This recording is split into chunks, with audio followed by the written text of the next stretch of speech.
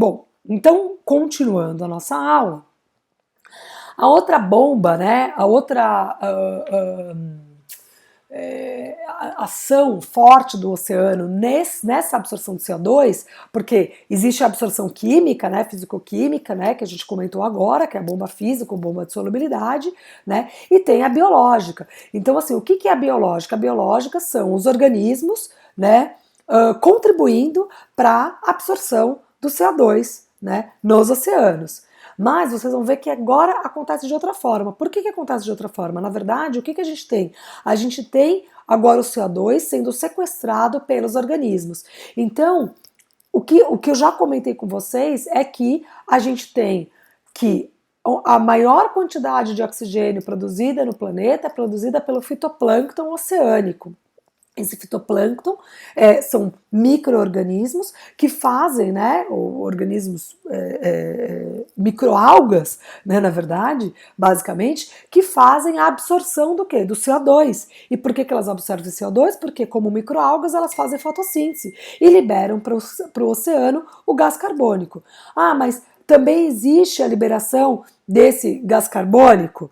Existe. Só que, na verdade, essa liberação é feita pelos processos do quê? De respiração, por exemplo, tá? Mas existe uma absorção muito grande desse CO2, tá? Realizado através desses fitoplânctons, tá? Desses organismos, tá?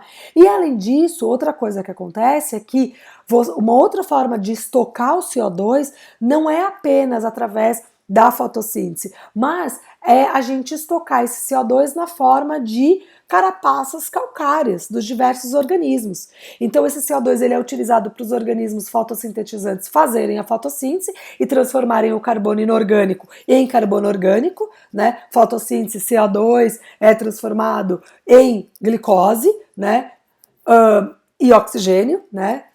E na constituição da carapaça calcária, o que eu tenho? Eu tenho o CO2 inorgânico fazendo parte desses organismos. Então ele não está livre, né? Então esses organismos precisam desse CO2 para constituir suas carapaças calcárias, então eles também acabam usando esse CO2 que é absorvido da atmosfera para o oceano, tá? Agora, no caso da construção da carapaça calcária, da utilização de CO2 para a construção de calcita e aragonita, ou seja, CaCO3, né, a gente tem ele sendo acumulado numa forma inorgânica. Tá? No caso da fotossíntese, a gente tem o carbono orgânico sendo transformado, o gás carbônico inorgânico sendo transformado em carbono orgânico, tá? Em glicose, tá?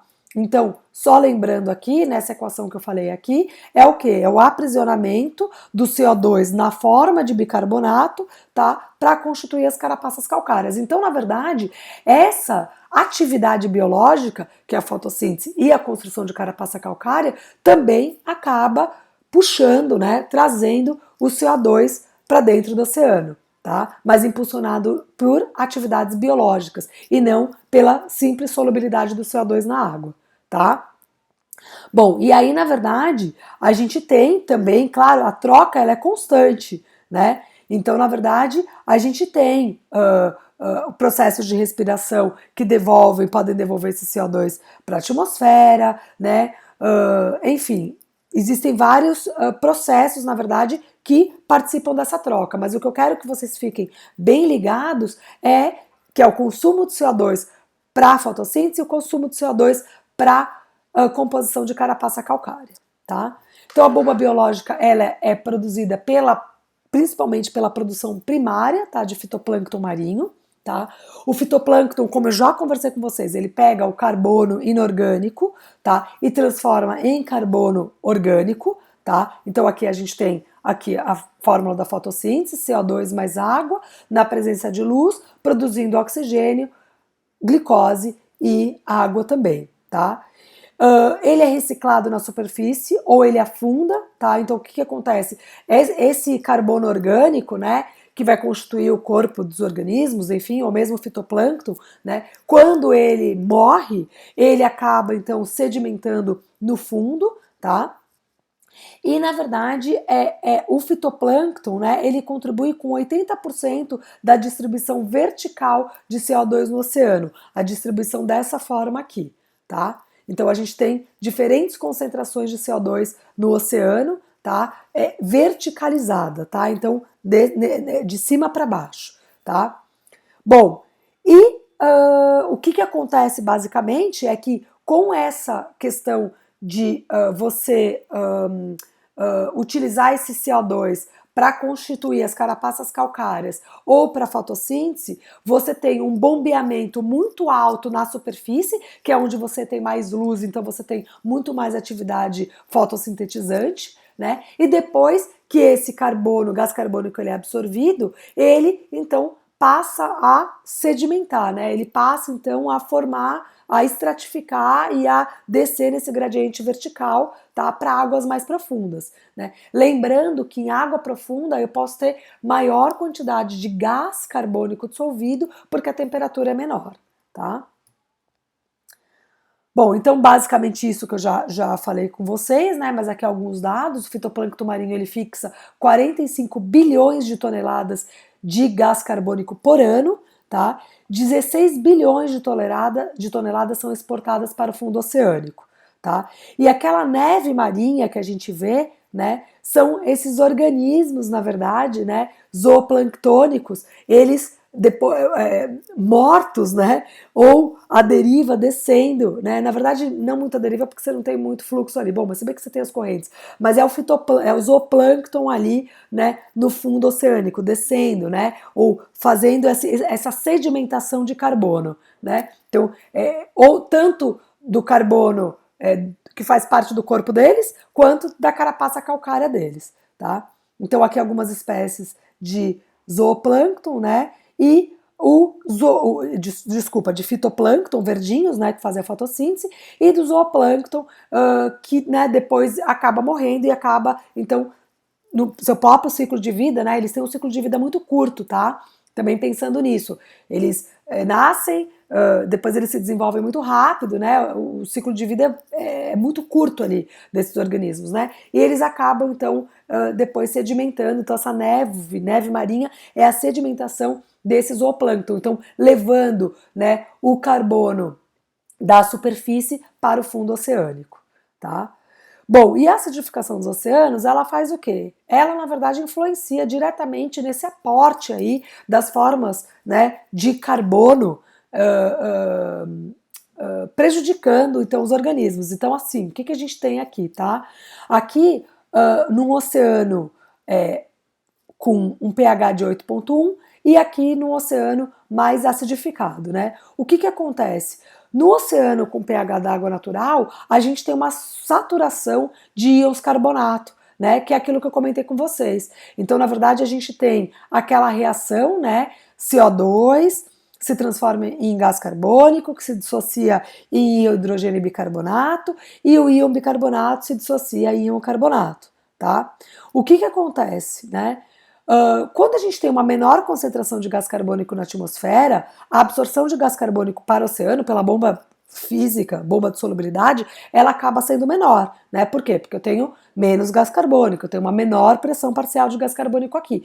Então isso permite que eu tenha uma maior quantidade de íons carbonato e uma menor quantidade de íons bicarbonato. Então eu vou ter uma quantidade de íon carbonato suficiente para que todos esses meus organismos que utilizam carbonato para sintetizar sua carapaça calcária estejam tranquilos, bem e consigam carbonato suficiente, tá? Quando o pH da água ele cai, então aqui é a projeção para 2020, o que acontece? Na verdade, eu tenho uma alta emissão de gás carbônico na atmosfera, isso vai fazer com que minha pressão parcial do gás carbônico na atmosfera aumente, com isso eu vou ter o quê? Mais gás carbônico se solubilizando, né? Como eu vou ter mais gás carbônico se solubilizando, eu vou aumentar a minha quantidade de hidrogênio livre. E o que vai acontecer? Em vez de eu continuar a minha equação, né? Então, permitir que o bicarbonato se dissocie em carbonato, não, eu não vou permitir isso. Por quê? Porque como eu tenho muito hidrogênio livre, eu vou precisar desse, eu não posso dissociar o bicarbonato para eu ter mais hidrogênio livre. Além disso, esse bicarbonato ele vai ter que ficar aqui contrapondo, né, esse hidrogênio. Então eu vou ter menos quantidade de carbonato, de íons carbonato, ou seja, eu vou enfraquecer esses organismos que precisam desse carbonato para sintetizar suas carapaças calcárias. Por quê? Porque eu vou priorizar a minha forma de bicarbonato.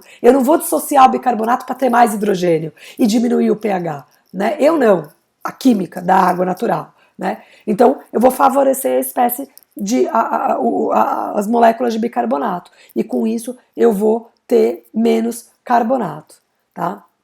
Então é basicamente isso. Aumento o CO2 na água, aumento, né, a ligação com aumento do CO2, aumento a concentração de ácido carbônico, aumento a concentração de hidrogênio, né? E aí o que acontece? Em vez de eu dissociar o bicarbonato para eu ter mais carbonato, mas mais hidrogênio também, eu vou evitar essa reação aqui. Então eu vou o quê? Vou favorecer isso aqui. Vou aumentar o meu número de hidrogênio e vou aumentar a minha concentração de bicarbonato. Por quê? Por que eu não venho até aqui? Porque eu quero evitar a formação de mais hidrogênio, porque isso vai favorecer mais o pH. Com isso, eu tenho o quê? Menos carbonato e eu tenho a menor formação de carapaça calcária. Então eu tenho aqui, por exemplo, um coral controle e um coral pH 7,7, né? Então, se vocês veem, não é um pH ácido, mas é um pH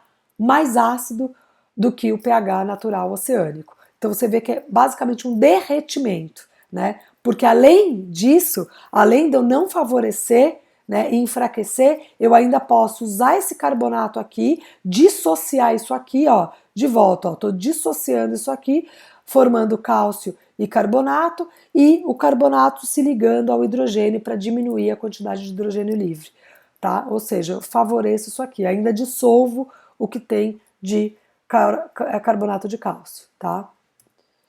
Bom, quem é que sofre com isso? Vários organismos pelágicos e bentônicos, então a gente tem recifes de corais, equinodermos, crustáceos, moluscos, né?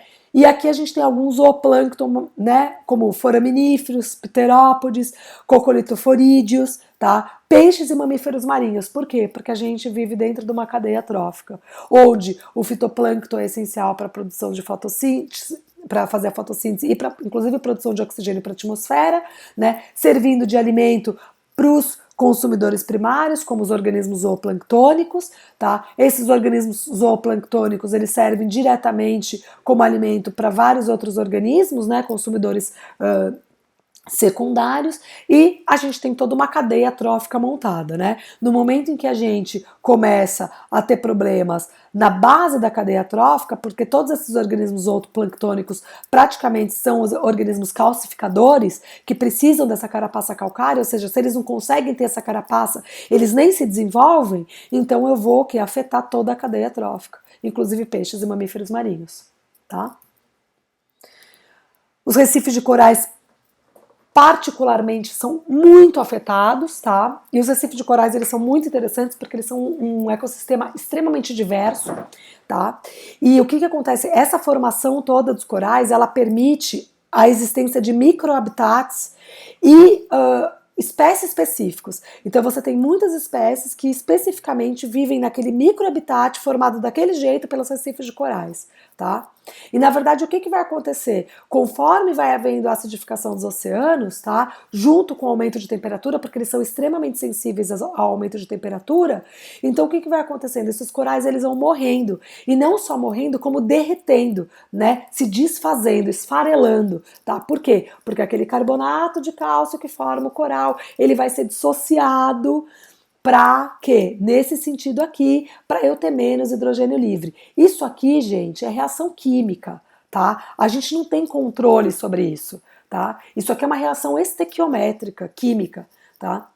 Então, o derretimento ou esfarelamento de uma carapaça calcária, ela vai acontecer pura mente por uma reação química, né, de utilização, de dissolução do carbonato de cálcio, para eu ter mais carbonato, para eu tamponar aquela quantidade livre que eu tenho de hidrogênio, tá?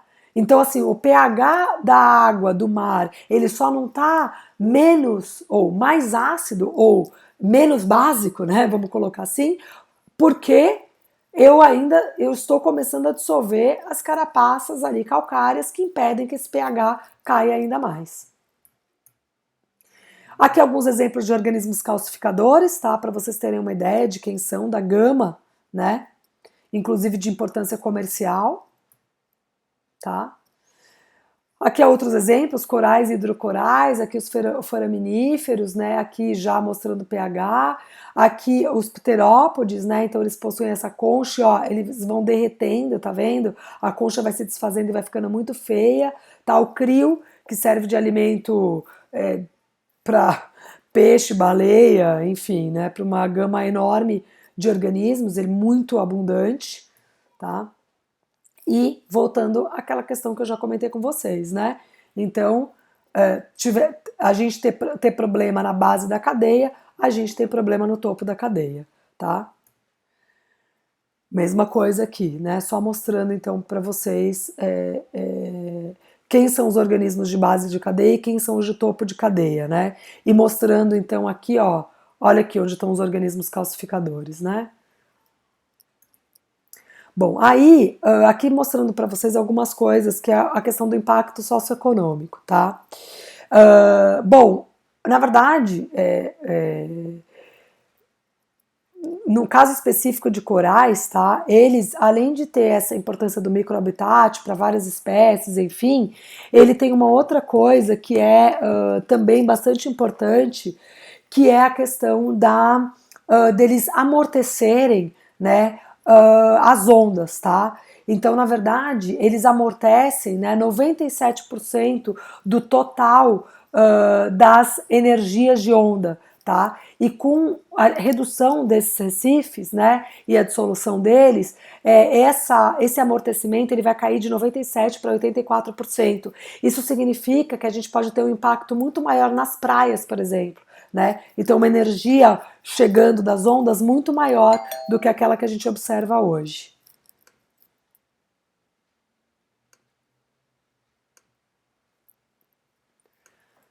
E isso, claro, vai afetar toda a questão socioeconômica, né? Talvez a gente não tenha mais aquele ambiente de praia que a gente tem hoje, né?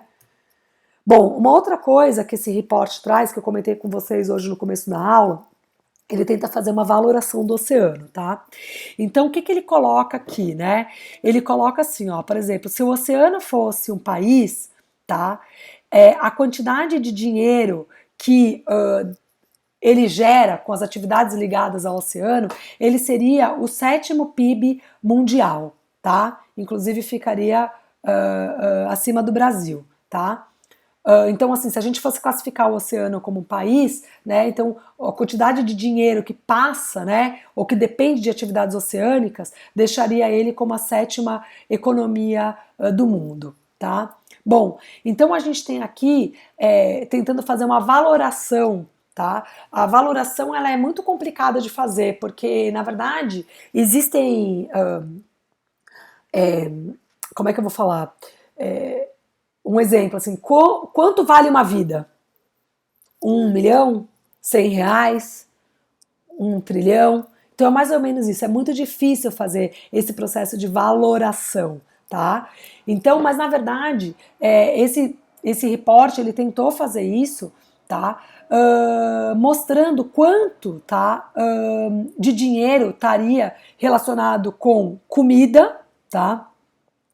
Turismo, tá? E atividades náuticas, tá? Então, na verdade, foi isso que ele achou. Então, 6,9 trilhões de dólares associados com diretamente as fontes oceânicas que geram, né, comida, tá? Depois a gente tem transporte, 5,2 trilhões, tá? E atividades de turismo, 7,8 na costa e com relação à absorção de carbono, 4,3, tá? trilhões de dólares. Então, na verdade, chegou-se à conclusão que o oceano ele vale em torno de 24 trilhões de dólares, tá? Bom, e aí a gente tem aqui, tá?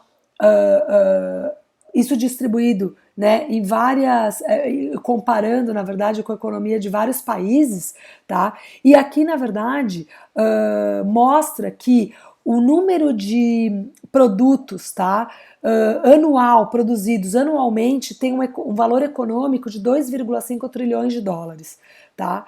E que isso, mais de um terço disso, tá? Ou seja, 70% disso depende de um oceano saudável, tá? No momento em que você começa a detonar o oceano, tá? Ou seja, a destruir recife de coral, fazer com que haja acidificação do ambiente, etc., você começa a mexer nessa economia oceânica, né? Ou seja, 70% do que o oceano gera de renda ou de economia, né, movimenta de economia por ano, depende dele ser saudável, tá? Então isso é muito importante. Aqui tem uns exemplos, né?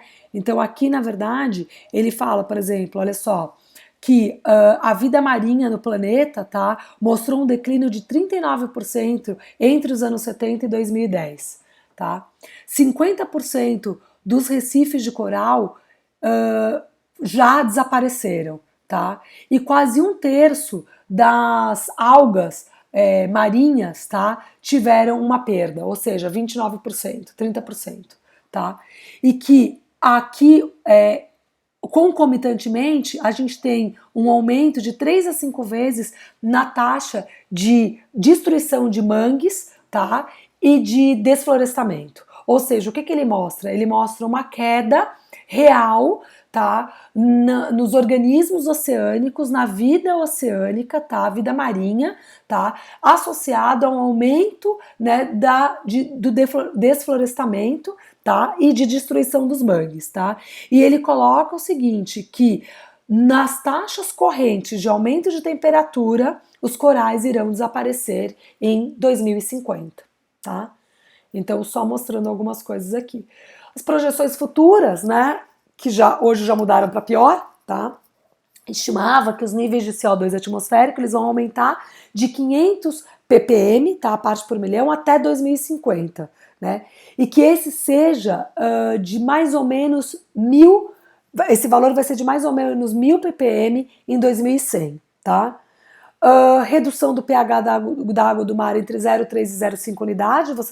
Vocês já sabem que a escala é logarítmica, então não é uma diminuição pequena, é uma diminuição bastante grande, tá? Isso significa um aumento de 150% na concentração de hidrogênio, tá? E uma queda de 50% nas concentrações de carbonato. Carbonato, lembra, importantíssimo para a síntese de carapaça calcária, tá? Então já mostrei para vocês que o carbonato não vai ter, porque ele vai ficar na forma de bicarbonato por causa do excesso de hidrogênio, tá? A gente vai ter um declínio de 45% na concentração de calcita e aragonita, porque não vai ter carbonato, tá? Vai cair 50%, 45%. E o que vai acontecer? E esse carbonato de cálcio, que faz parte da calcita e da aragonita, que são essas carapaças calcárias, eles vão acabar se dissolvendo, tá? Só um pouquinho.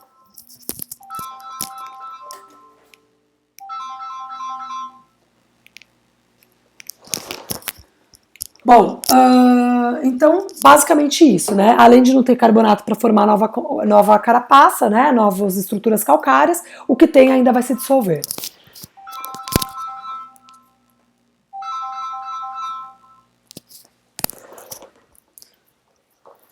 Bom, só para finalizar a aula, tá? Antes de eu fazer outras perguntas para vocês, a gente tem, tá?